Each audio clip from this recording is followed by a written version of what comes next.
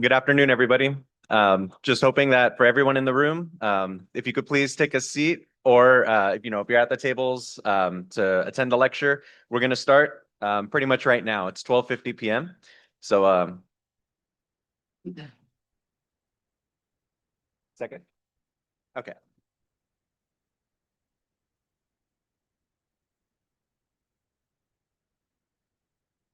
So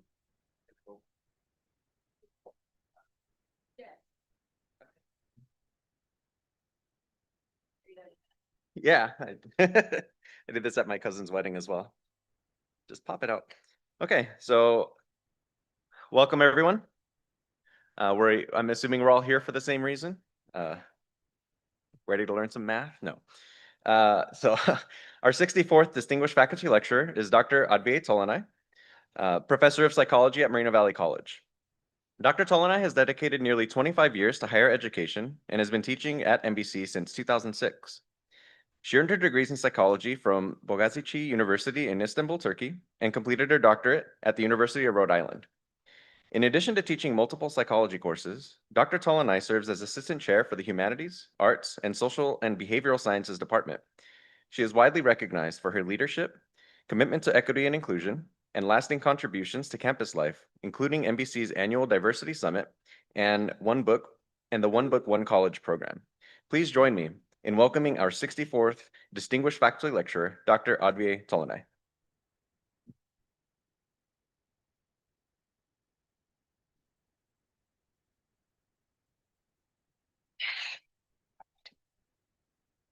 Thank you all for coming.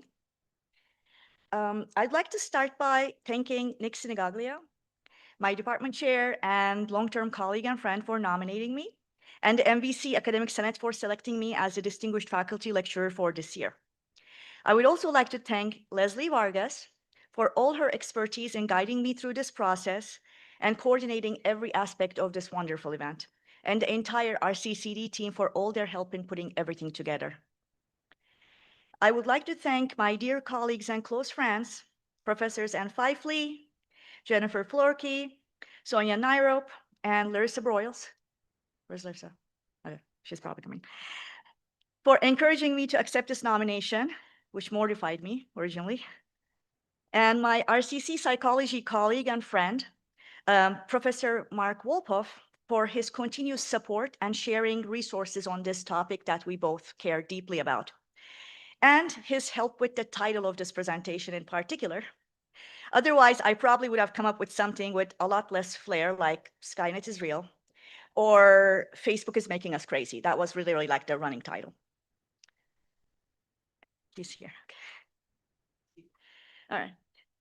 Thanks for Professors Jimmy Bainey and Felipe Galicia for helping me focus on action plans and solutions and wrap this presentation up on an optimistic note, since it is easy to fall into despair when tackling these topics.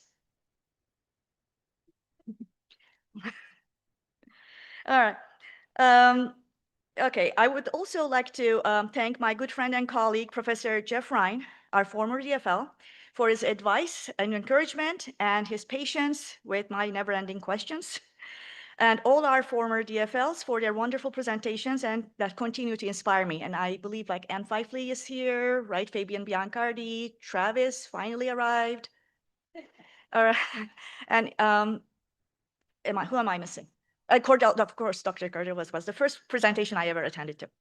Okay, so let's see. I would like to express my gratitude to my psychology colleagues at MVC and across the district for their support and being such excellent colleagues, and our college president, Dr. Besikov, and all our esteemed vice presidents and deans. I would like to also express my gratitude to my family, my husband, Michael Ryan, who is here today, who's looking forward for this to be all over. And the rest of my family who sends their love from almost 7,000 miles away. And especially my father, who passed away a little over a year ago. and is deeply missed every day since then. Another person I consider as family is my former colleague and mentor, Professor Emeritus Dr. Travis Gibbs, who is one of the most gracious and generous people I've ever known, and I thank him for flying in from Seaback, Washington, to support me today.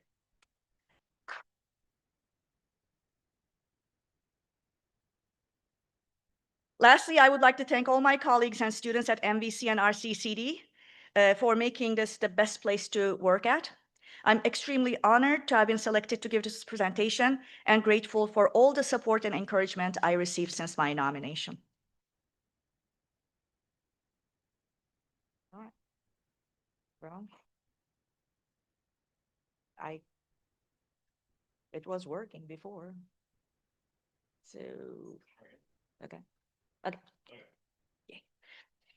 Since the late 90s, I've always been interested in learning more about computer-mediated communication and fascinated with how easily we can connect with others through the internet. With the arrival of the first computer and the dial-up internet to our house in Istanbul, Turkey in late 90s, my world opened up significantly with opportunities to access information that was extremely hard to reach before and connect with people from around the world that shared my interests. This curiosity led me to study this phenomenon in a more systematic way during my graduate studies at University of Rhode Island, and I conducted my dissertation research on the effects of social identity on moral reasoning within the context of computer-mediated communication. Of course, back then, late 90s, early 2000s, we didn't have the social media platforms we use today, and we didn't have smartphones. And connecting with others happened through email or messaging systems like ICQ and AOL messages, or through bulletin boards and forums. After resisting to join the bandwagon for a couple of years, I didn't think I had the time or energy for it. I was persuaded to join Facebook sometime around 2007, 2008 by my friends and family back in Turkey to stay in touch.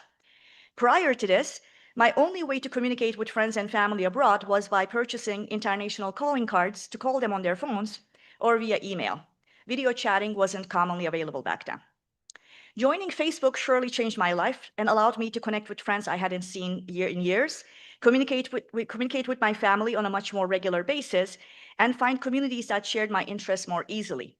And all this surely lifted my spirits and was a lot of fun. By joining Facebook, I could keep tabs on what my loved ones were doing, see pictures of my baby cousins and family gatherings, and stay informed about the lives of childhood friends. This surely was a life changer for me. Let's fast forward to today. The social media platforms today, whether Facebook or Instagram, don't work like what they used to.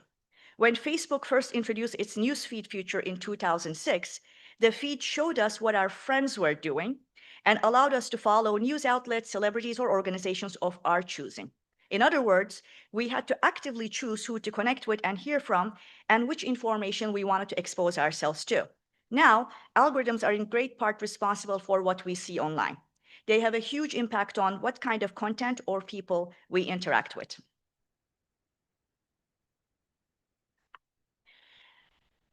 How does social media affect our well-being? Is the impact all negative? Of course not.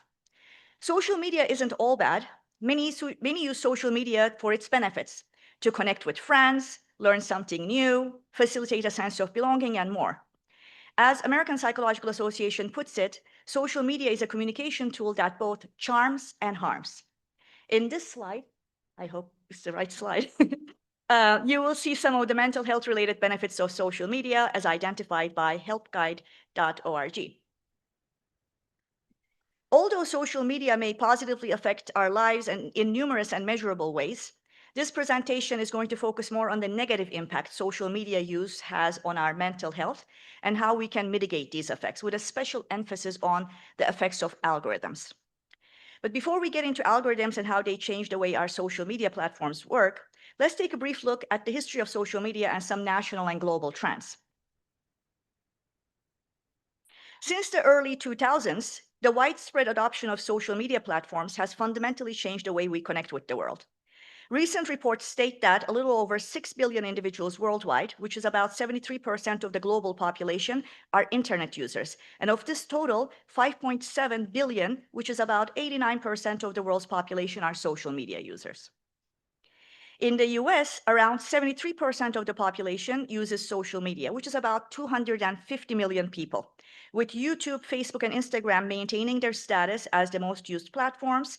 And an average American spends about 2 hours, 9 minutes on social media platforms daily. While Facebook has the broadest reach in terms of active users, TikTok dominates engagement with American users, spending about 43 hours, 53 minutes on this platform per month. Teen social media use is nearly universal. Around 95% of 13 to 17-year-olds are on social media, with YouTube, TikTok, and Instagram and Snapchat being the most popular, often used daily and sometimes almost constantly. In a recent article, Jean Twenge's reported that about 1 million 14-year-olds spend 7 or more hours using social media. What is an algorithm and how does it work? How do social media algorithms work? An algorithm is a set of step-by-step instructions for solving a problem or completing a task. It tells a computer exactly what to do in order to reach a specific outcome. Social media algorithms work as a filtering system, selecting which posts will get priority for different audiences. It's what makes you see what you see. These algorithms are programmed to boost user engagement. This means they get our attention and keep us scrolling on the platform for as long as possible. They largely drive content based on what the platform knows about us, our preferences, our online behavior, and so forth. Here's an example of how it works. If you like a post or watch a few seconds of a video on crafting, the algorithm will likely recommend more content on this subject and can even recommend like location crafting stores if it knows your location. This works in real funny ways sometimes. Once I watched a couple of videos on Instagram for recipes that happened to be vegan, and the algorithm decided that I was an aspiring vegan cook and bombarded my feed with dozens of vegan recipes and videos on how to make vegan food. Although I'm a big fan of vegetables and enjoyed some of these recipes, I'm not vegan, not even vegetarian, but you get the idea. Another time, I checked a couple of posts about something that happened during a game in the Irish Soccer League, and it pains me to say soccer instead of football. And Facebook algorithm decided that I was an Irish soccer fan and Irish nationality, or at least lived in Ireland, and for days flooded my feed with anything and everything about Irish soccer and politics, which actually are not that unrelated. These were quite harmless incidents and did not do worse than causing me some annoyance for being exposed to posts and videos about the same topics for days in a row. However, at other times, the algorithm-driven content that constantly popped on my screen when all I wanted to hear was from my actual from my actual friends has brought me to the brink of having legitimate panic attacks. Now, I'm reluctant to read or watch any post or even Google a medical topic or any other potentially alarming topic that may start a new flood of imagery that may keep me awake at night for days and weeks. And this is a true story. Despite being the primary drivers of what we see in our news feeds, social media algorithms are often not designed with our safety in mind. They're designed to push highly engaging and addictive content to users to increase engagement and commercial transactions. And depending on which posts and videos that we originally viewed that put us in these rabbit holes, the engaging content that we see as we scroll down our feeds can expose us to upsetting or harmful content, which may include hateful messaging, encourage self-harm, substance use, eating disorders, or confuse us with false information, and cause other forms of harm to our well-being. I thought I should scare you off with a few examples, right? Here are a couple of examples from the Center for Countering Digital Hate website. In 2024, researchers tested YouTube's algorithm with a simulated 13-year-old girl's account who watched one video containing eating disorder content. After that, they analyzed the results of 1,000 video recommendations by YouTube and found that 1/3 were for harmful eating disorder content, including videos endorsing extreme calorie restriction and promoting dangerous diets like anorexia bootcamp. In 2022, the Deadly by Design report showed that within 39 seconds of a teenage girl creating an account, TikTok recommended videos about body image and mental health. Within 2.6 minutes, the platform searched suicide content. And within 8 minutes, TikTok was pushing content related to eating disorders. Founders of social media platforms have admitted to changing their business plans and priorities as they moved away from their original intent, which was to connect people, to data collection and harvesting, and monetizing this data for advertising purposes and more consumption. In other words, social media companies design their platforms in this way to keep people scrolling on their platforms for as long as possible. In his widely read book, Hooked: How to Build Habit-Forming Products, Nir Eyal suggested that makers of habit-forming technologies should ask themselves two questions before they attempt to develop their products. One, will I use the product myself? And two, will the product help the users improve their lives? And proceed only if the answer to both questions is a yes. I don't believe that the heads of leading social platforms today could answer these questions in an affirmative way.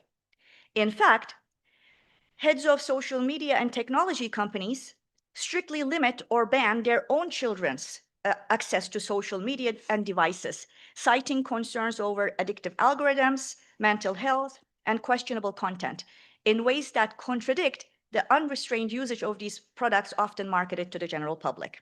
For example, according to an article published in the Fortune magazine in February 2026, Bill Gates of Microsoft did not give his children smartphones until they were 14 and banned phones at the dinner table. Steve Jobs of Apple famously revealed that his children did not use iPads, and he restricted home tech use. Evan Spiegel of Snapchat and Peter Thiel of PayPal, also a Facebook investor, limit their children's screen time to 1.5 hours per week. I had to double check this. And Elon Musk of X and Twitter, Mark Zuckerberg of Meta, and Zhu Chu of TikTok are also cited for either restricting or banning their children's access to social media or devices. All right. Because of Section 230 in the US and the absence of a regulatory agency to oversee social media, companies have very little incentive to monitor and curb the dissemination of harmful content.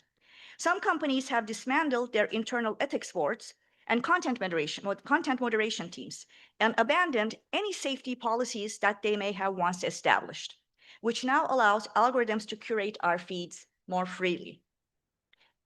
For example, Meta changed its policy in 2025 and stopped having professional moderators to identify and address harmful content on their platform. Now, the company will only be notified of harmful content when users report it to the platform using the platform's reporting tools. This shifts the responsibility to keep platforms safe from professional moderators that work for Meta to regular users, increasing the potential of online harms spreading further. As we begin to unpack the addictive nature of algorithm-driven content and the dopamine effect, it is important to understand the role dopamine plays in habit and addiction formation. Dopamine is a neurotransmitter or a chemical messenger that associates actions and rewards. Dopamine is released in the brain primarily when we're expecting or experiencing rewards, achieving goals, or engaging in pleasurable activities, acting as a signal for motivation and reinforcement. It is released rapidly to encourage repeating these behaviors.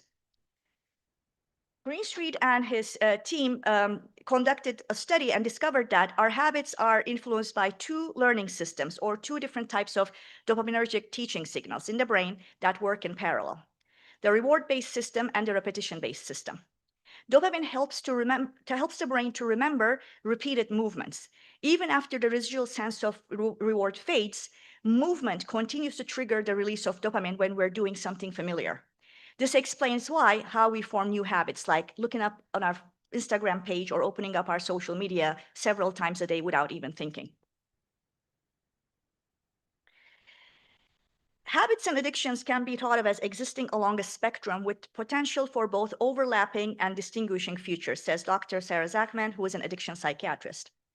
Sometimes it could be difficult to determine when a habit has become an addiction. In an article published on the Nebraska Medicine website, some of the questions Dr. Zachman suggests that we ask ourselves seem particularly relevant for our social media use.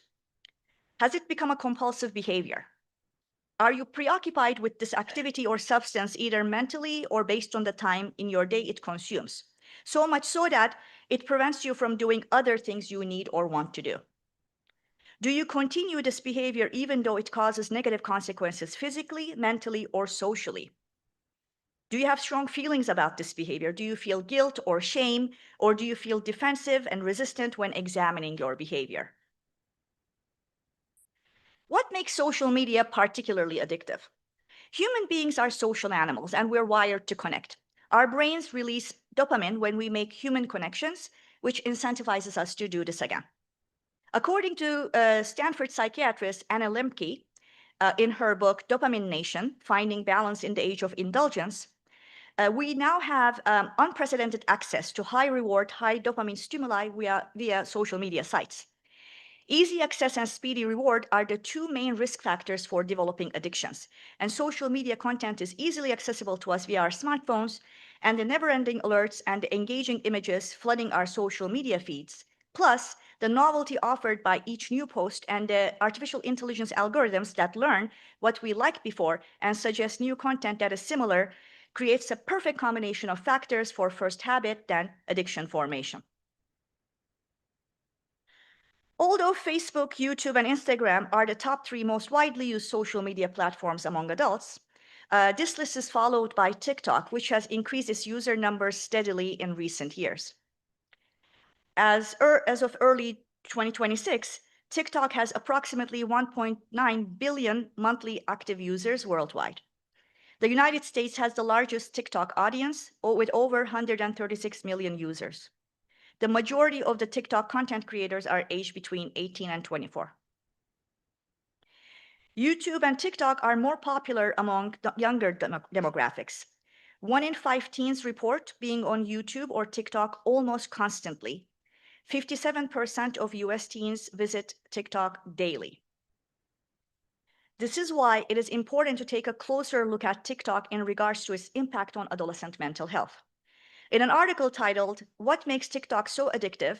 An analysis of mechanisms underlying the world's largest social media craze, Petrillo lists the specific factors that have contributed to the highly addictive nature of this platform. TikTok features short-term videos on every topic imaginable.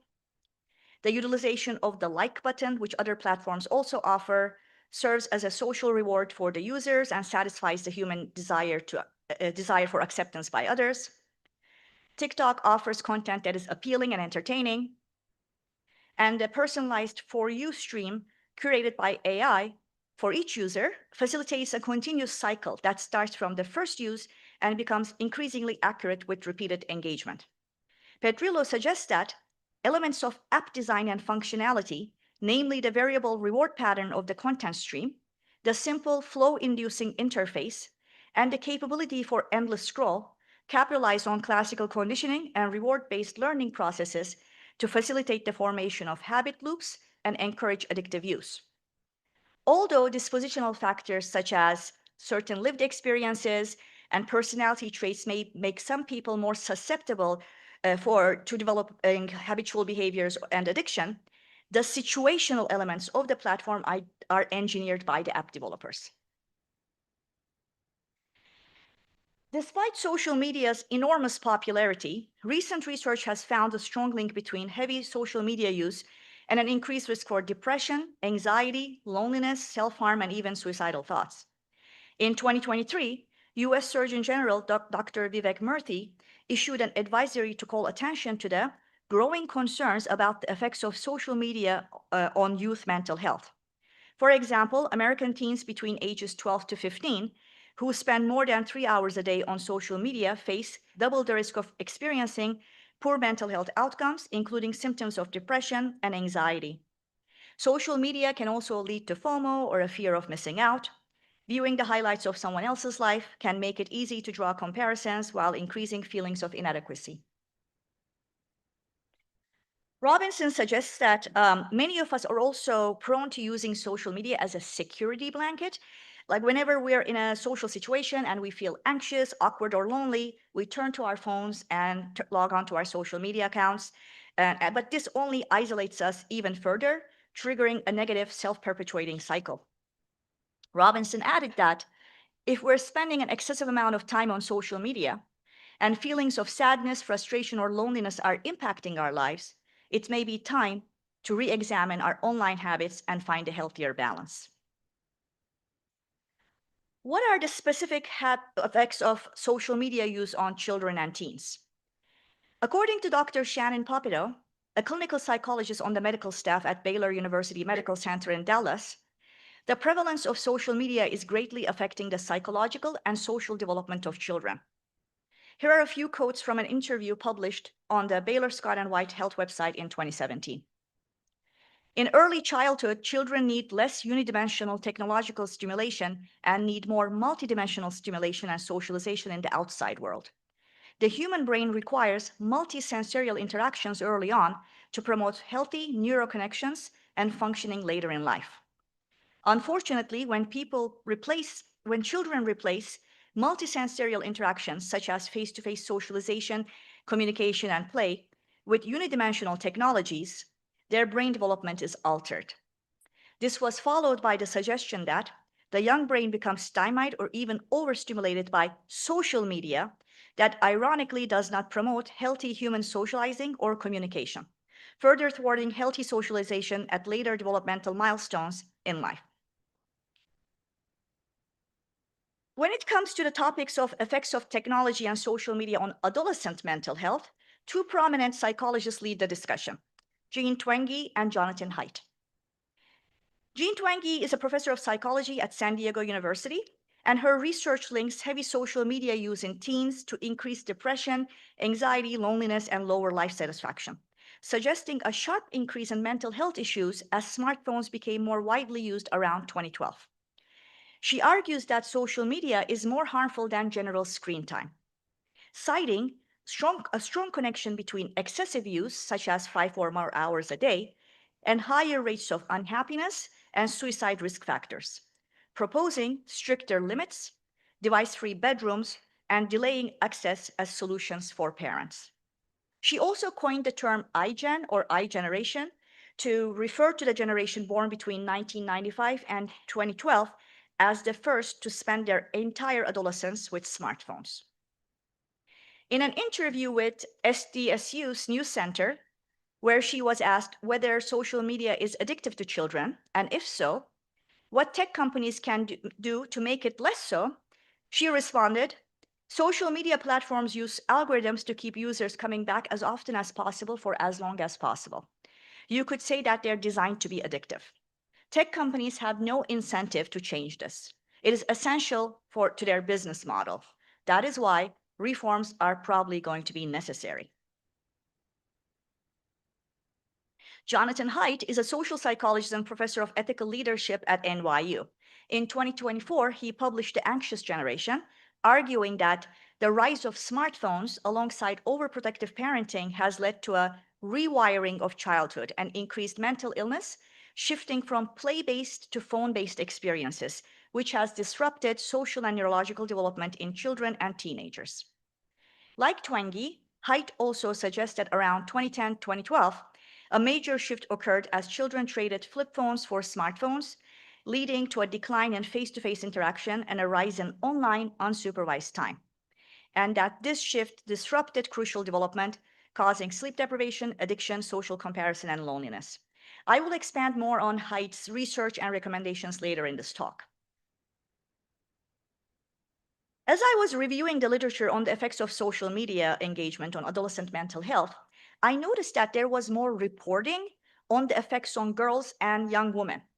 This made me question whether gender was a risk factor and ask, are negative outcomes on mental health and overall well-being only or mostly observed among girls and young women? Are boys and men immune to these effects? You may have watched or at least heard of the critically acclaimed 4-part British drama called Adolescence that aired on Netflix in 2025. Have you seen this show? You really should, yeah. But cancel your plans for like the rest of the day. It's tough. Adolescence was about a 13-year-old boy, Jamie Miller, who was arrested for the murder of a teenage girl who goes to his school. The show explored themes of online radicalization and toxic masculinity, and particularly delved into the influence of incel culture, toxic online environments, and how young boys are influenced by misogynistic content they consume on social media. Is this something that only happens in movies and TV shows? What does data say? In an article titled Boys in the Digital Wild, Online Culture, Identity, and Well-Being, researchers from Common Sense Media reported on the results of a survey conducted with more than 1,000 adolescent boys across the country on subjects like the material that they see online, where they find community, what they do to fit in, and how all this makes them feel. Here are some of their findings. 94% of boys use social media or play online games daily. 60% find influencers inspirational. 3 in 4 boys aged 11 to 17 regularly encounter masculinity-related posts about building muscle, making money, fighting, dating and relationships, or weapons. These posts showed up in 2 in 3 boys' feeds without them searching for it. Boys who encounter more of these posts are lonelier and less open about their feelings. In an interview with CNN, Michael Robb, the lead author of the study, stated that, interestingly, boys largely don't go online seeking this content, but still get exposed to it, probably because algorithms have learned that adolescent boys are often receptive to such posts. In a different study, researchers from University College London and the University of Kent interviewed young people engaging with and producing radical online content to help create 4 different types of archetypes of teenage boys who might be vulnerable to becoming radicalized. The first archetype represented an individual that is experiencing a sense of loneliness, low self-esteem or low self-efficacy, and bullying. The second archetype represented an individual that is more focused on development of mental health knowledge and neurodiversity. The third archetype represented an individual who may be interested in male enhancement, fitness and bodybuilding, as well as general dating and relationship advice. The fourth archetype represented an individual that is more aware of some generalized men's rights content and may already be fatalistic, angry, and cynical. Accounts were set up on TikTok for each archetype, each with specific interests that might be seeking content on masculinity or loneliness. Then the researchers watched more than 1,000 videos that TikTok suggested on its For You page over the 7 days. The initial suggested content was in line with the stated interests of each archetype. But after 5 days, TikTok algorithm was presenting 4 times as many videos with misogynistic content, including objectification, sexual harassment, or discrediting women, which increased from 13% of recommended videos to 56%. The UCL Kent study called Safer Scrolling shows that harmful content is presented as entertainment through the algorithmic processes on social media. Toxic, hateful, or misogynistic material is pushed to young people, making boys who are struggling with anxiety and poor mental health particularly at increased risk.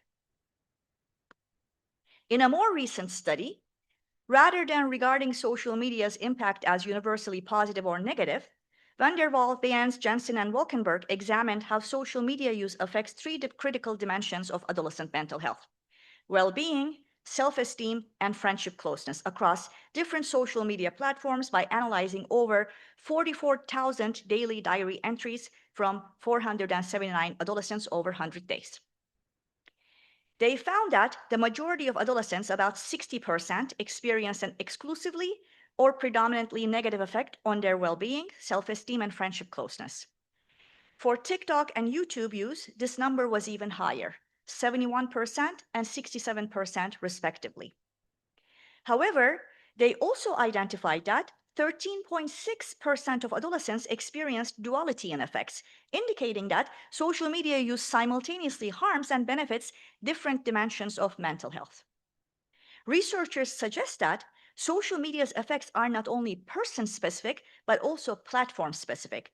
Highly visual platforms such as TikTok, YouTube, and Instagram are more likely to have negative effects since they displace time and attention away from activities that support well-being, self-esteem, and friendship closeness. In contrast, Snapchat and WhatsApp are primarily designed for private, reciprocal communication with known contacts, which limit exposure to risks such as upward social comparison, algorithmic content overload, or displacement of social interactions. This may explain why these platforms positively impacted well-being and friendship closeness. Let's go back to Jonathan Haidt's research on the effects of social media on adolescent mental health. In a Star Trek, Star Trek, it's always in my mind. In a Star Talk episode with Neil deGrasse Tyson, Haidt stated that we are overprotecting the kids in the real world and underprotecting them online. He added, internet gave you community, social media gave you addiction. In an article published in The Guardian, Haidt stated, faced with so many virtual activities, social media platforms, and video streaming channels, many adolescents and adults lost the ability to be fully present with the people around them. Haidt suggested that there's plenty of evidence that boys are impacted as well as girls. A key factor was boys taking up online multiplayer video games in the late 2000s and smartphones in the early 2010s, both of which pulled them decisively away from face-to-face or shoulder-to-shoulder interaction, he said. And he added, once boys had multiple internet-connected devices, many of them got lost in cyberspace, which made them more fragile, fearful, and risk-averse on Earth. Beginning in early 2010s, boys across the Western world began showing concerning declines in their mental health. By 2015, a staggering number of them said that they had no close friends, that they were lonely, and that there was no meaning or direction to their lives. How do we escape these traps? Haidt states that collective action problems require collective responses. He recommends 4 main types of collective response, each with the potential to bring about major change. And these are his words. No smartphones before high school. Parents should give their children only basic phones with limited apps and no internet browser before age 14. No social media before 16. Let children get through the most vulnerable period of brain development before connecting them to an avalanche of social comparison and algorithmically chosen influencers. Phone-free schools. Schools must insist that students store their phones, smartwatches, or any other devices in phone lockers during the school day to free up their attention for one another and for their teachers. Far more unsupervised play and childhood independence. That's the way children naturally develop social skills, overcome anxiety, and become self-governing adults. At this point in my talk, I would like us to shift our attention to 3 specific features of today's social media platforms and how the integration of algorithms amplify their effects: memes, echo chambers, and toxic anonymity. A meme is an amusing or an interesting item, such as a captioned picture or video or a genre of items that spread widely online, especially through social media.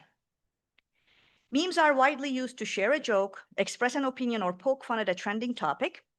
While some memes are created merely for entertainment purposes, others aim to convey an opinion or a sentiment about a social or political issue, sway public opinion, and allow ordinary people to express their voices on important movements such as the ones we have seen in Me Too, Black Lives Matter, and climate action campaigns.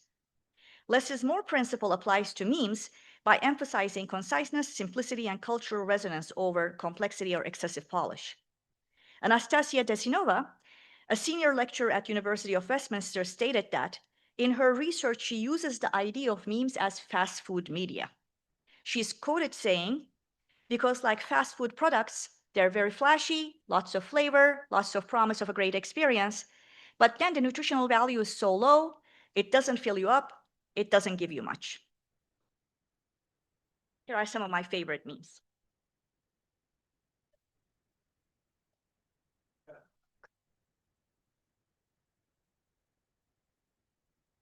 It wasn't hard to choose. What is the relevance of memes to mental health and overall well-being? How do memes help with coping? Coping is defined as the use of cognitive and behavioral strategies to manage the effects of stressful or challenging situations, or to reduce the negative emotions and conflict caused by stress. We are more likely to engage in emotion-focused coping when we believe that the cause of stress is something we cannot change or have no control over. Humor is a widely recognized and effective emotion-focused coping strategy, which makes the creation and sharing of memes a perfect outlet for us when we are under stress. Since sharing funny memes also fosters social connection, they reinforce their place as an effective coping strategy in challenging situations. I bet many of us have ongoing exchanges of memes in our group chats with friends and family, right? I mean, I surely do. And they have been of a great help in lifting my mood on many occasions.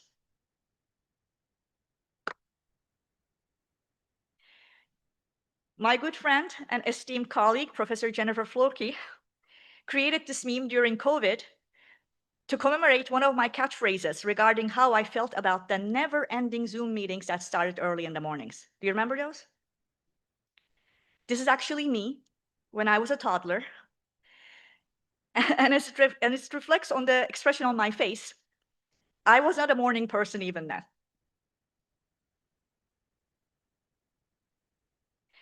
While memes may offer relief from stress and help us cope, engage with social and political movements, and foster community building and creativity, they also pose risk by spreading misinformation, hate speech, cyberbullying, and harmful content. In an article on the power of memes in shaping communication and society, El-Belushi stated, "Facts have been distorted through the use of deepfake memes, deceptive infographics, and out-of-context photos, frequently with serious real-world repercussions." El-Belushi also noted that the loss of complexity in conversations is another issue associated with meme culture, and that this may foster a culture of superficial participation, in which individuals rely on viral information to feel informed about topics without looking for deeper knowledge. As we discuss how the less is more principle applies to memes and how we communicate, it's worth considering another important question.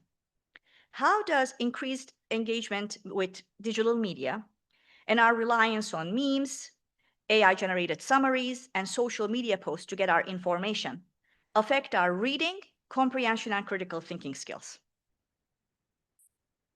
Our favorite researcher, Jonathan Haidt, has a few things to say about this matter as well. He is among the researchers who suggest that our reliance on short-form videos for both information and entertainment is impacting our cognitive abilities and attention skills. As the presence of smartphones, social media, and other digital platforms have started being an integral part of our lives, we began to prefer short, fragmentary content and bite-sized information, which has made it more challenging for us to sustain our focus on longer and denser texts. Recent research suggests that there has been a decline in reading and fewer people are reading for pleasure. There has been even a more significant decline in deep reading, which requires a slower and more critical engagement with complex texts. Skimming, scrolling, and browsing that takes place during engagement with digital media have become the new normal, and that engaging with the material we're reading makes engaging with the material we're reading more superficial. Our attention spans have become shorter as well, which makes it more difficult for us to sustain our concentration and become more easily distracted. We began to prefer quick access to summarized statements generated by AI tools over deeper reading of longer texts. Professors across different disciplines and colleges are reporting that many students today struggle with or avoid in-depth long-form reading. You may be thinking, what's new, right? Reading was a challenge for many people even before the invention of social media, memes, and the shift towards preference for bite-sized information. But we're now seeing similar trends of declining stamina to engage with full-length media in other areas as well. According to a recent article published in The Atlantic, film professors are reporting that film students are increasingly struggling to watch full feature films, often finding it difficult to remain focused for the duration of a movie or sit through an entire movie without reaching for their phones. This is being observed especially during screenings of older or black and white films. One professor is quoted saying, "In 2006, they'd watch and eventually just fall asleep. In 2026, they scroll on their phones or skip class entirely. So what are our action plans to mitigate the effects of memes and bite-sized information? In an article published in the Greenwich Daily, De Silva suggested that the increased reliance on bite-sized information and the tools that allow for cognitive offloading and the decline of deep reading has broad implications, such as loss of critical thinking, weaker memory retention, and reduced creativity. In the same article, it is suggested that while digital tools are here to stay, we can still cultivate meaningful reading habits by setting reading goals, such as dedicating at least 20 to 30 minutes daily to reading long-form material, limiting social media time, cutting down on screen time and substituting it with books, essays, or research articles, and using AI as a supplement, not a replacement. AI can assist in clarifying challenging texts, but it must not replace in-depth reading. Let's move on to echo chambers. An echo chamber is an environment where a person only encounters information or opinions that reflect or reinforce their own. In an article published in the University of Texas Moody College of Communication website, it was suggested that due to social media algorithms that ensure we only see media that fits our preferences, we have found ourselves in a comfortable, self-affirming feed. On a similar note, in #Republic, Divided Democracy in the Age of Social Media, Harvard Law School's Cass Sunstein argues that social media algorithms dramatically limit exposure to views and information that don't align with already established beliefs. Regular and subsequent interactions with others in their ecosystem can reinforce and further polarize people's views. In his book, Bowling Alone, America's Declining Social Capital, Putnam stated that while real-world interactions often force us to deal with diversity, the virtual world may be more homogeneous. Putnam highlights the three main components that make creation of echo chambers in social media easy and inevitable. Digital technologies facilitate the emergence of communities of like-minded individuals, where they are increasingly isolated from challenging information, a process that is exacerbated by filtering algorithms. Although most of the literature on social media echo chambers focus on political polarization, the echo chamber effect has other implications for our mental health and overall well-being. Let's take a look at specific examples. How do social media echo chambers contribute to depression? Liu and colleagues conducted 3 experiments online with about 200 participants to study the impact of social media interactions on mental health. Here is what they wrote as they discussed their findings. In the case of individuals with depression, their negative cognitive bias makes them more prone to interact with and share negative content. As a result, algorithm-driven recommendation systems on social media, which react to such user behaviors, are likely to present these individuals with content that resonates with their negative emotional states, perpetuating their exposure to similar types of information. They added that this type of information may serve to not only reinforce the existing beliefs of individuals with depression, but also contribute to the polarization of their self-schema, thereby aggravating their mental health challenges. What about eating disorders? Although social media platforms, depending on the content, can support eating disorder recovery by fostering supportive communities, providing educational resources, and combating harmful trends and misinformation, and that there is no single cause for eating disorders, and a combination of biological, psychological, and environmental factors may influence the development of these eating disorders. I always feel like I have to do this disclaimer, right? Recent research shows a clear link between social media use and the development of worsening of eating disorders, especially in teens and young adults. In fact, nearly half of teens say that social media worsens their body image. Those who scroll over 3 hours a day are twice as likely to develop eating disorders, according to Pakun and Moore. In a 2024 paper, Lerman and her colleagues suggested that online social platforms create a feedback loop of eating disorder content, trapping vulnerable individuals within pro-anorexia echo chambers. In their study, Lerman and her team leveraged machine learning tools to analyze patterns among millions of tweets. The study first identified harmful hashtags relating to eating disorders, such as the ones for eating disorder Twitter and pro-anorexia. They found that these types of hashtags were commonly used in posts with tags related to regular diet and weight loss conversations, showing that harmful content is both accessible and easy to find. In an article published on USC Vitebri School of Engineering's website, David Chu, who is one of the lead researchers in this team, stated, "You're basically 2 clicks away from being sucked into the vicious cycle."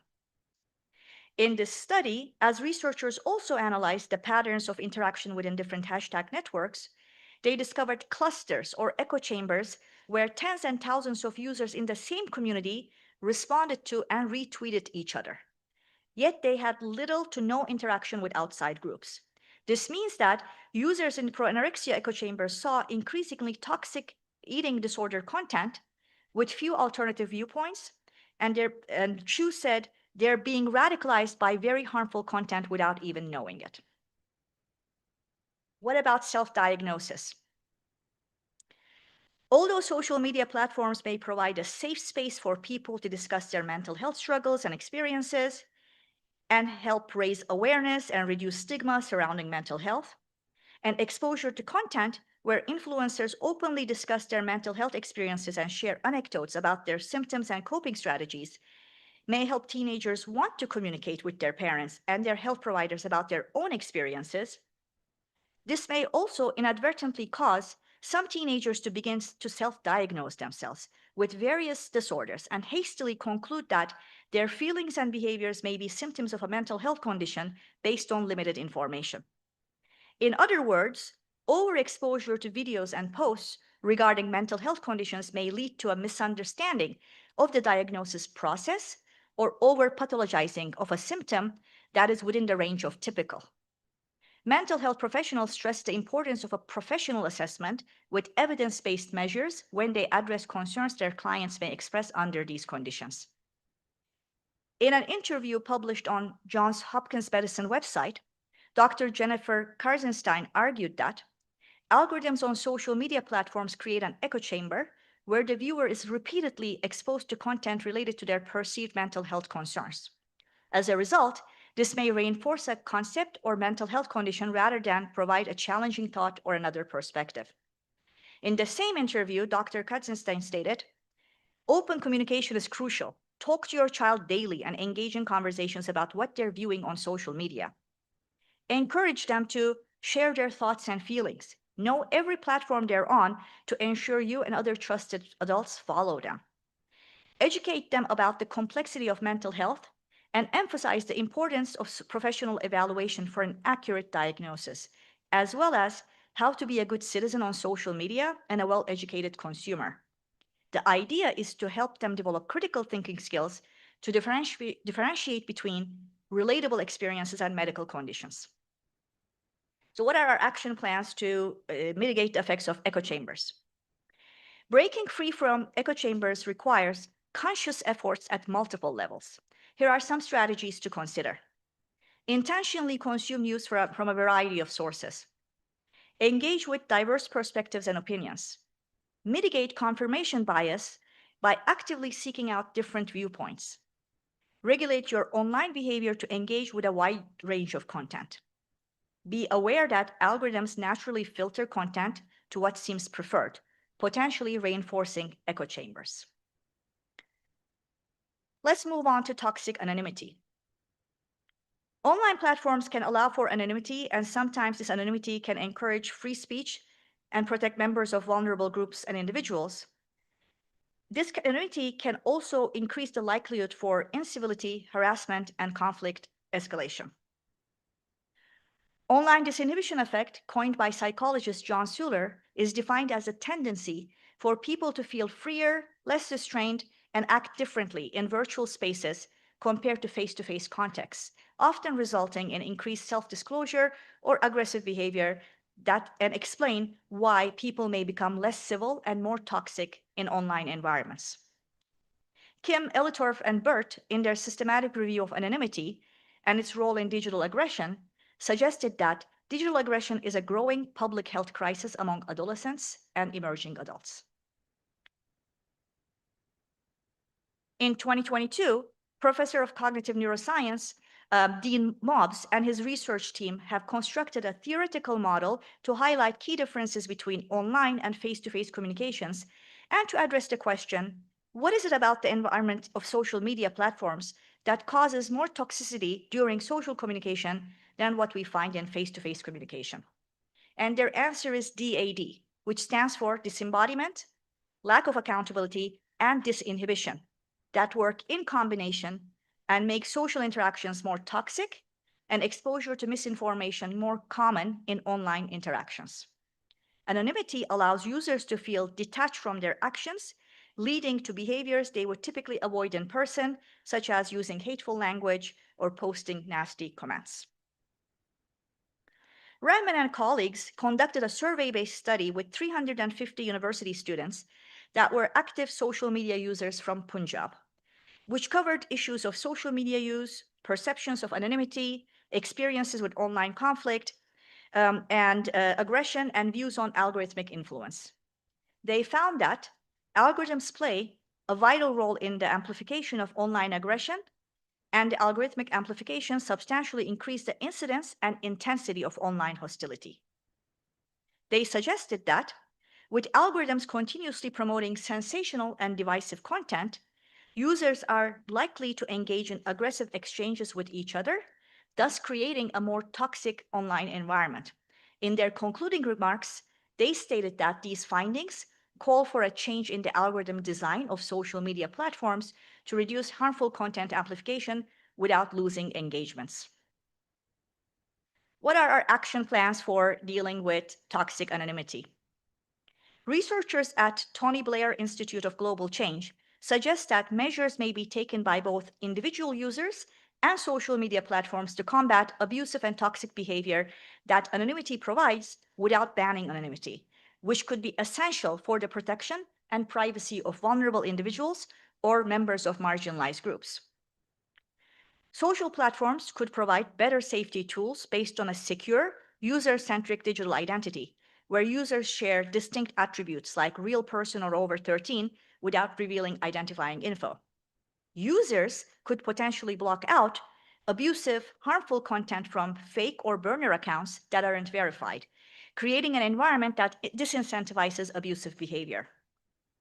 Maryland primary care physicians, in an article on how to protect our mental health from social media, recommend that we keep it brief and have a few short social media sessions per day rather than spending long hours exhaustively scrolling through the site's feed, and that we avoid the swamp and trim unwanted contacts by unfollowing, muting, or hiding unwanted contacts that post toxic messages and replacing them with a few motivational or inspirational sites. Let's talk about bed rotting. Bed rotting is a trend that is gaining popularity on social media platforms like TikTok. The term refers to partaking in prolonged periods of rest, bed rest, often lasting an entire day or even multiple days while binge watching programs, eating, and scrolling social media content. Some people are referring to bed rotting as a form of self-care, but health experts warn that it could be harmful to mental and physical health in a number of ways. Spending too much time in bed without proper care and movement can have several effects on physical and mental health clinicians state. Among the effects are depression and anxiety, probably caused by social isolation and lack of exposure to sunlight, sleep disorders, muscle weakness, and blood circulation issues. Quitting social media. Is it possible? Is it necessary? This is not a typo. A recent Harvard graduate, Gabrielle Nian, a 24-year-old who grew up in Silicon Valley, started a movement called abstinence to help people quit social media. In an interview published in November 2025, she explained that the awareness of our social media's effects didn't happen overnight, but it was a slow process. As she reflected on her own experiences as a teen in high school, she realized it was getting difficult to do her homework and keep up with her studies, since she was spending several hours on social media, watching videos, or reading posts. As she tried to slowly wean herself off of social media, she was failing. So it wasn't until she practiced full on abstinence from her social media apps that she was able to truly disconnect. And she asked herself, could I just leave these platforms altogether? Nian developed the 5D method. Instead of cutting yourself off cold turkey, it's a step by step process to help get off social media. Decrease use, deactivate social media accounts one by one, delete your apps, which happens automatically after 30 days of deactivation, downgrade your device from smartphone, and depart from the digital and social world. Nian suggested that making these changes about creating new habits, like seeking ways to connect with friends, eliminating the practice of doom scrolling on social media, and creating more time for face-to-face interactions to take place. She also warned us about how social media platforms are intentionally designed to occupy our attention as much as possible. Although deleting social media may be the right choice for you, there may be some negative consequences of deleting social media for others, such as increased isolation, especially if social media is the primary means for connection. And unplugging completely can affect professional and social opportunities. Setting time limits rather than quitting may be more sustainable, since many people may feel discouraged by such a grand goal like fully quitting, especially if they're not able to stay off social media. But most importantly, investing our time to stay connected in the real world and making time for face-to-face interactions with friends and family is the key to improve our overall well-being. Specialists at the Associated Clinic of Psychology state that social media algorithms are powerful engagement engines. However, they often prioritize emotionally charged, comparison-driven content that can harm mental health.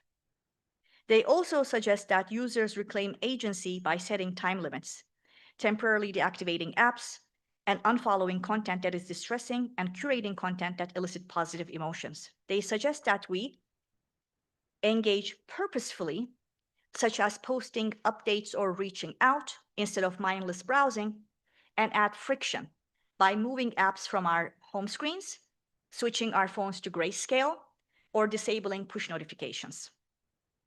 By combining intentional limits, content control, and deliberate use, we can maintain social benefits of media while protecting our mental health. Among other mitigation recommendations experts make are moderation. Among other mitigation recommendations experts make are moderation and digital literacy. Moderated environments and digital literacy initiatives lead to lower levels of aggression, and research has proven that digital literacy programs that instruct users on the best ways to interact in online communication promote healthier online communities. Rahman and colleagues argue that any strategies that reduce aggression while preserving anonymity could be a valuable tool for improving online interactions.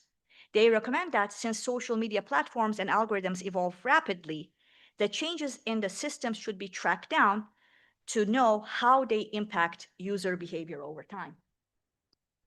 They finalized their comments with specific recommendations for social media platforms, policymakers, and educators, which are strengthen moderation systems to decrease online aggression, implement digital literacy programs that would promote respectful behavior in the virtual world, algorithm modification to limit the spread of damaging, emotionally charged content, user accountability mechanisms with the ability to be anonymous, responsible use of anonymity by guidelines, positive and inclusive content on social media sites, self-regulation of users through awareness programs, work with experts to enhance online safety measures.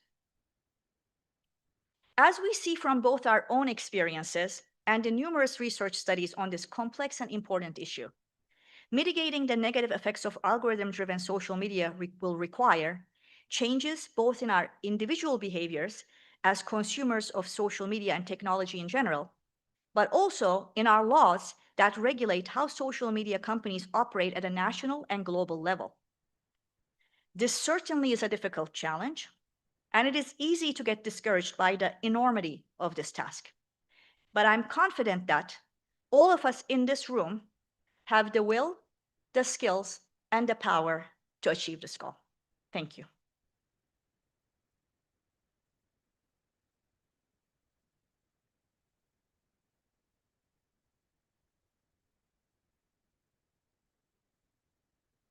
Thank you.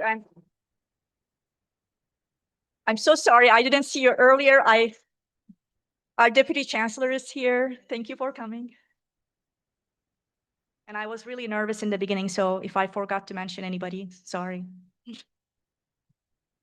Actually, I'm really proud of myself. I finished in time, right? Third time is the charm. So, but I would love to take some questions, if we have time. Yes. Yes, we do have time. Okay, good. Just, okay.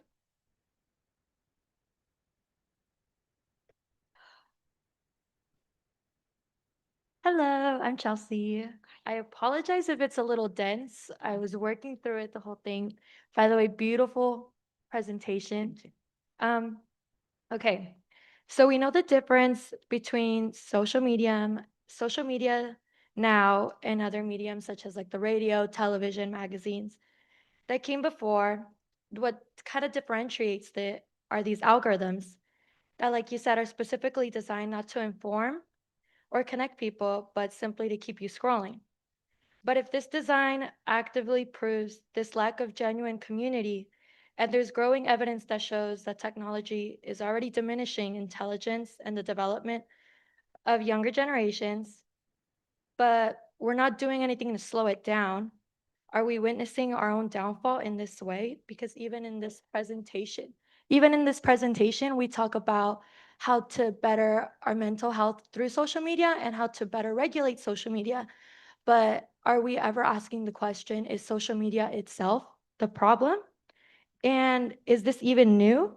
Or is it simply the next phase of what governments have been building toward since designing these mass education systems? And I mean more towards social media and technology in the classroom.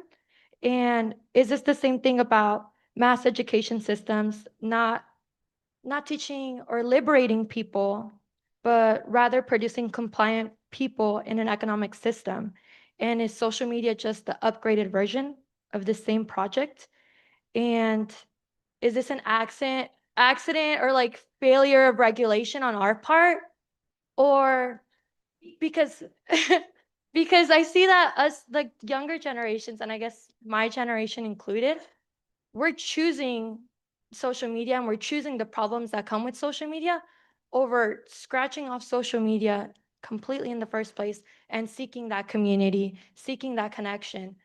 Is or like I said, or is social media the only pathway we're going towards? And is that eventually going to be our own downfall when we start choosing our own algorithmic realities over connecting with other people? When we start choosing our social media influences and social media friends over the person next to us at the grocery store, when they're more important than the people we have day to day. Yes.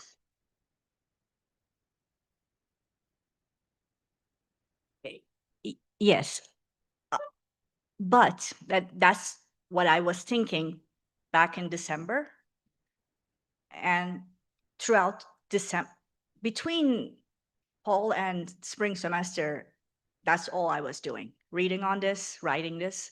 So before I started, my answer was yes. I mean, I thought we had passed the point of no return. I'm going to be honest with you.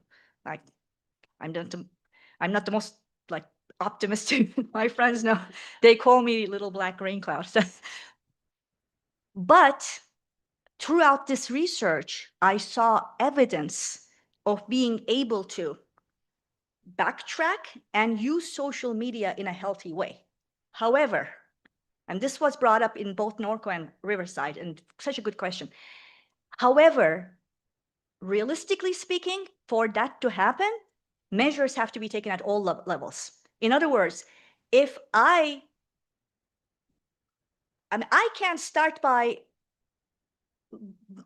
educating myself and changing my social media use, which I have started doing, I promise. I mean, my mental health is like better now. My anxiety levels are way lower compared to December. But It won't work if measures are not taken at the school level, at the community level, at the work level. So what I am suggesting here is that what was epiphany for me is that we have the power to make those changes at the school level and work level and government level and so forth.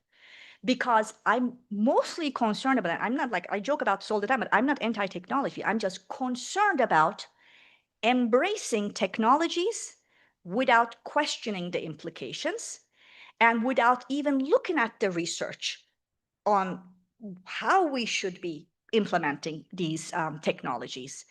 I mean, researchers are screaming, saying like, slow this down, stop it. It didn't get into my speech, but there is this, I wish I had the time to talk about, there is this group of researchers who did studies that look at how, like, I know this is not about AI, but like how AI tools are impacting memory retention and critical thinking.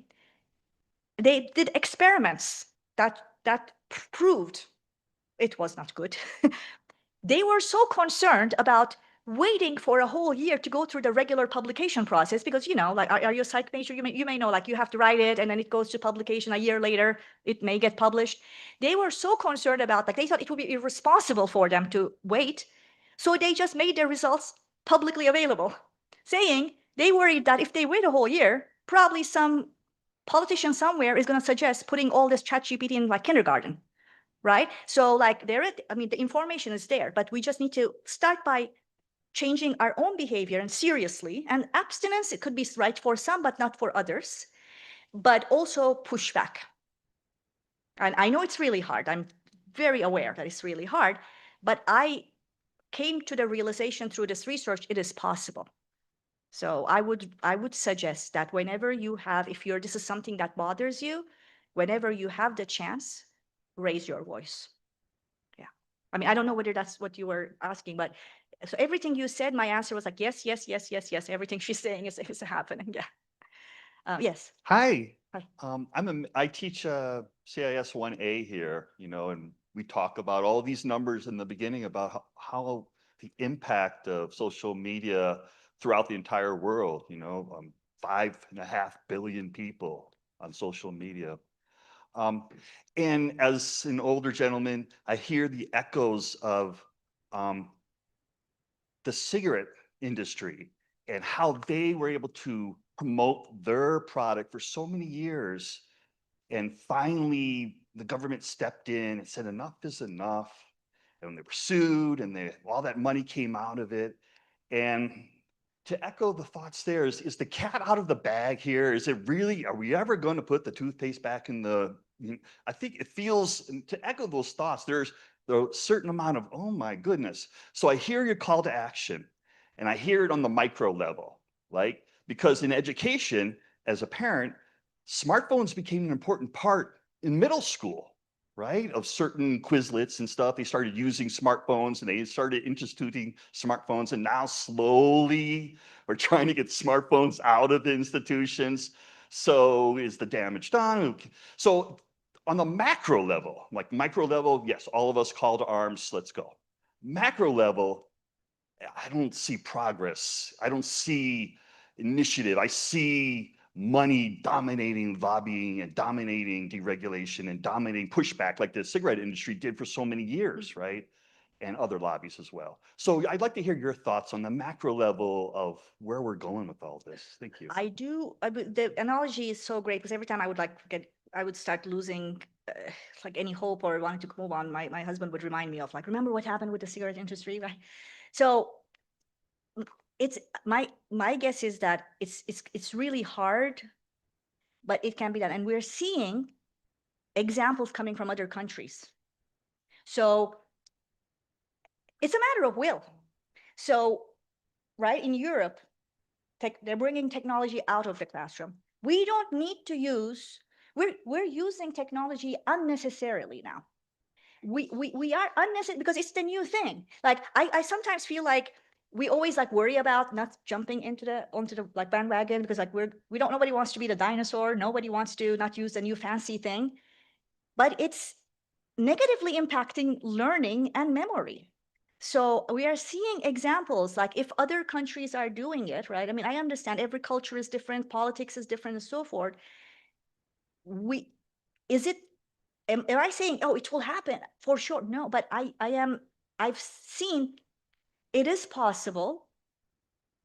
It's going to be really difficult, but change has to happen at every level.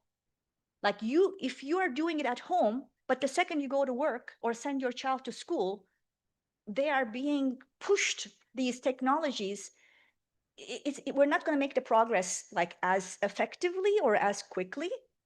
It needs to happen at all levels. But I'm not, again, like I'm trying to stay positive here, like, the DFL, but I find myself in despair thinking it is possibly, maybe we have passed that point of no return.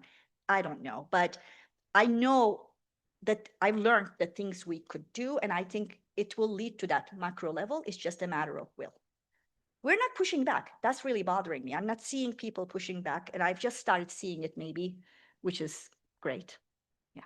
We're going to have 2 more questions, and then you guys are more than welcome to stay and chat with Dr. Toll and I during the reception. Hello, my name is Samantha, and my overall question was kind of on how we understand that on a micro and macro level, we need to further educate about technology and the harms, but how exactly do we do that on a micro level? How exactly are we implementing these, especially as I guess my overall issue is like from a parental perspective, not a parent myself, but I do see like amongst Gen Z parents and maybe early millennial parents too, the idea of introducing high stimulating videos and just media to not only educate our children, but entertain them. How do we further educate parents about this issue and the reality of how it affects development and mental health as they get older? I think we try our best as educators to reach out to parents by speaking, by talking, by publishing, right, whenever we can.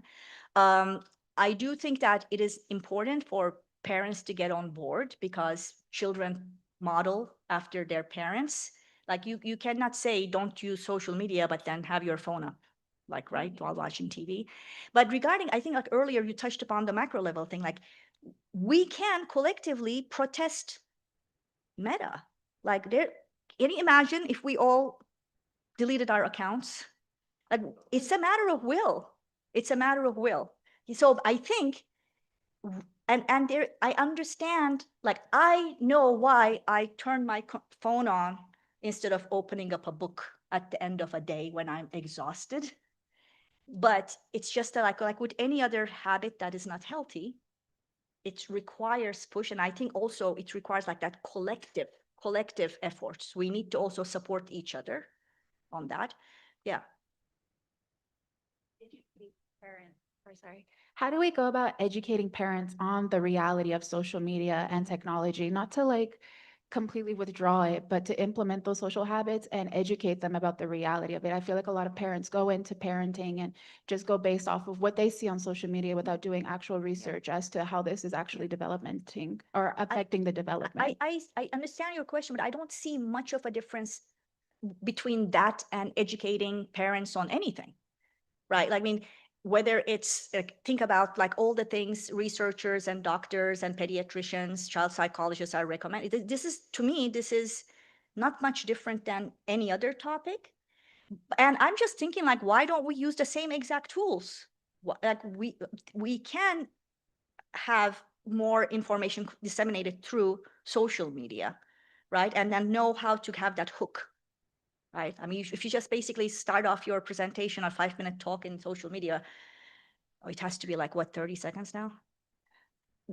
If you just like start with like academic stuff, people are not going to listen now. But I studied persuasion in grad school. That's like the area that I specialized in.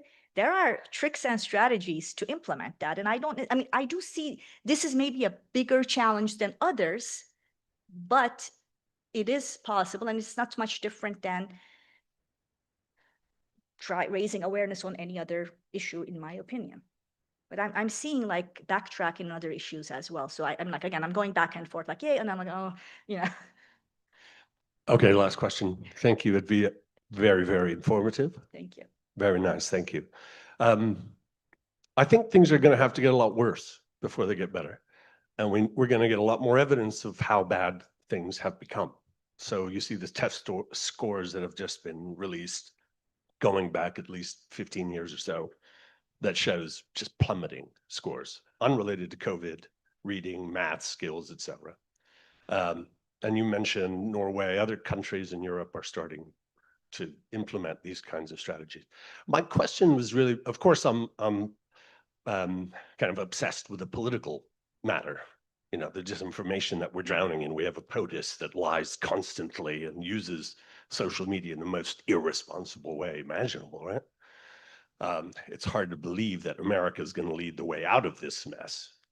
I mean, at least until and unless we have a revolution and we change what's happening here. But my question is about, in your literature review for this, is there any research going on about these kinds of pathologies among the wrinklies? Among whom? The wrinklies, the old people? Oh, wrinklies. You know, I have a mother who's 84. Yeah. She's completely addicted to this stuff. Yes, not as much. Okay, I need those. I haven't. The biggest challenge of this process was to stick to the focus points, because anytime I opened up, like, I'm like, this today I'm going to research this, it was going in 20 different directions. To really condense it and make this like an hour or less, people care more about what's happening to their children than themselves. I figured, let's focus on children and adolescents, and focused more on that. Not only, there is research on every generation, less on adults, but it is happening. I mean, I kind of like feel like at this point we kind of learned pretty much anything and everything we learn about what's happening with children. So I didn't get into that. I didn't read much on that, but I'm very interested in this topic. That probably will be the next thing I will look at. This could have turned into like a 24-hour presentation easily. But I had to make a choice there, and I went with like what's going on with the younger folks. Yeah. Hey, boss. You were amazing. Thank you. My question is about the malleability of the brain, right? So we got ourselves into this hole. So my question to you as a psychologist is, like, how long does it take for a person who's become dependent, let's say, right, with dopamine and all that, back to some semblance of normalcy, right? That could be encouraging, right, to people. It really depends, because not all addictions, not all habits are the same. Like, you know, depending on like whether there's a physical addiction component and all that. And I didn't, to be fair, I didn't read much on that, but my good colleague, who's like my brother in arms when it comes to this, Mark Wolpoff, on Tuesday after my presentation there, said, you know, well, they have now stuff that shows it's reversible.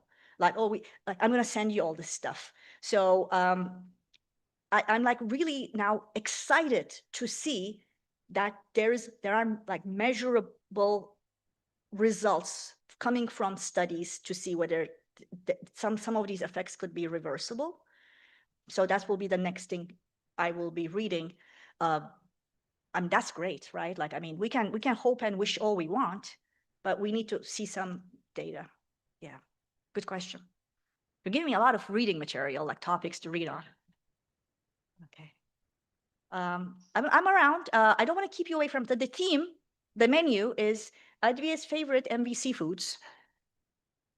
So people who know me know what really like gets me all excited about events here. So yeah, and Dr. Vesico, thank you. Thank you.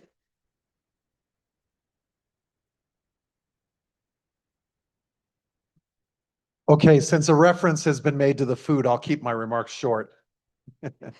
Adviye, I just want to say thank you, not only for today's lecture, but more importantly, your 20 years of service to Moreno Valley College. That's right, this year is 20 years. I also want to say thank you to the campus community for turning up for this. Colleagues, students, just to be able to use the word standing room only today, that's been a great thing. Also, just in the spirit of welcoming, I also would like to acknowledge our Deputy Chancellor, Dr. Star Rivera-Lacey, who's joined us today. So Adviate, Professor Tolonai, your presence today, your brilliance, the work ethic that comes through in your research for me, all of that is still eclipsed by something. How much you care about our students.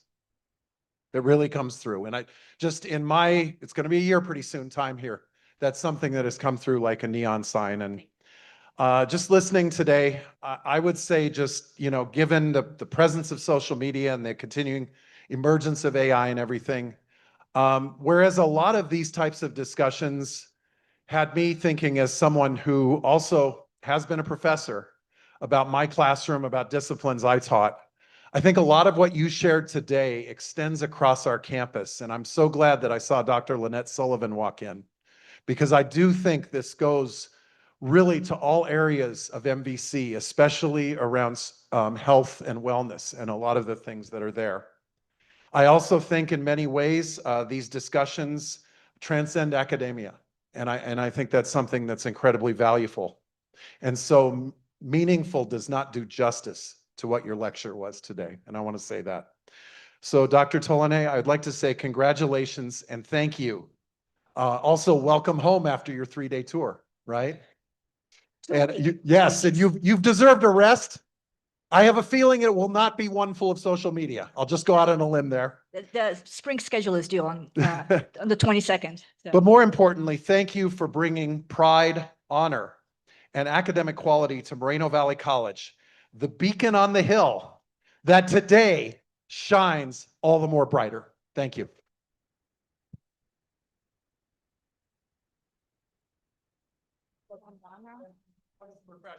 Yeah, that's it.